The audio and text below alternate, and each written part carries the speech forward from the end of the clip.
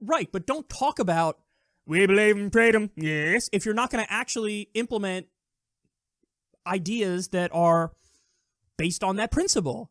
Don't talk about freedom.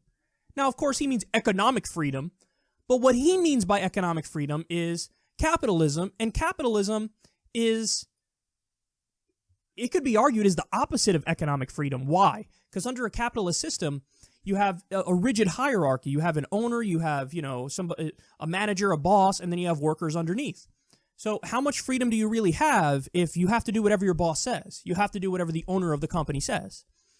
So, in other words, under capitalism, all these businesses are actually little tyrannies.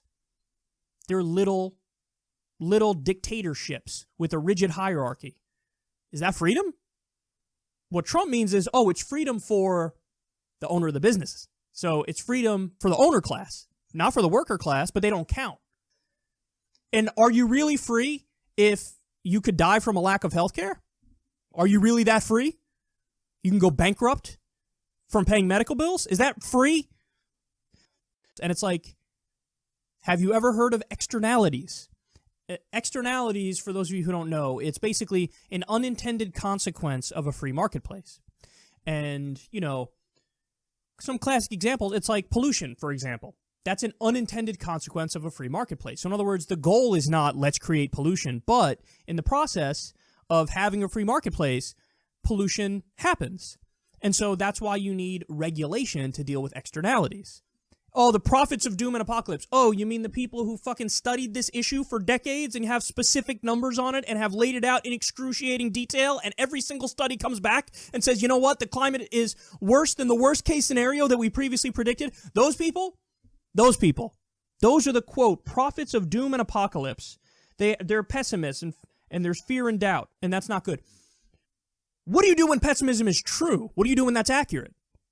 Sometimes pessimism is totally merited. In the case of climate change, are you kidding me? You should be pessimistic beyond pessimistic. You should take your pessimism and inject it with some steroids and human growth hormone and watch it grow and say, you know what, that's how pessimistic I am, and add another pessimistic on top of the pessimistic that we already injected with steroids. Are you kidding me? Talking about how pessimism, fear, and doubt, that's not good. Sometimes it's totally merited. This is one of those instances. You're asked a question about the deficit and how you're going to address it, and your response is, I'm going to cut taxes. By cutting taxes, you are further cutting revenue coming into the government, which means your deficit, which is already exploding, is going to explode even more.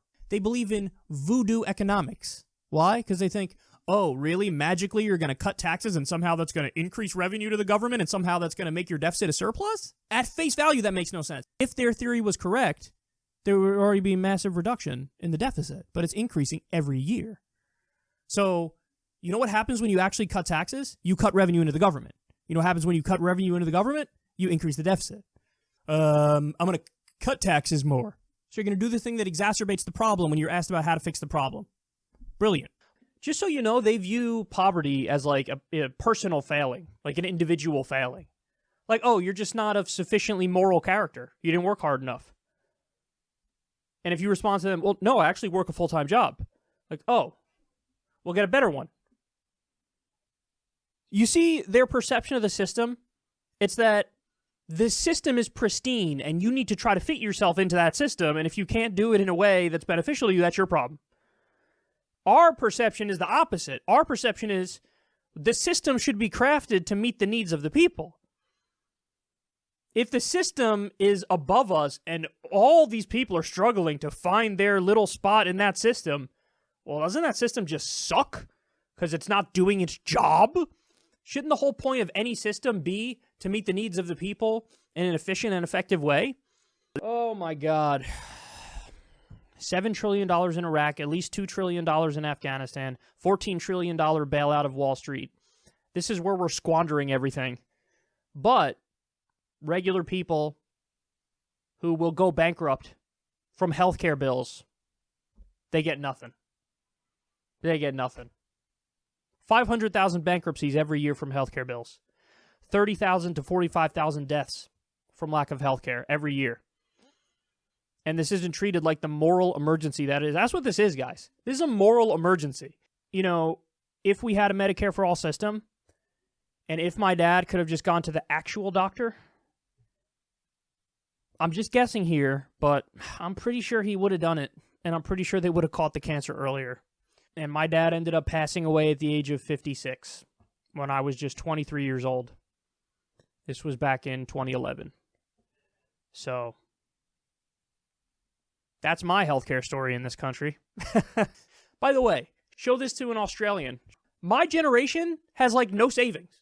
The millennial generation has like nothing in savings.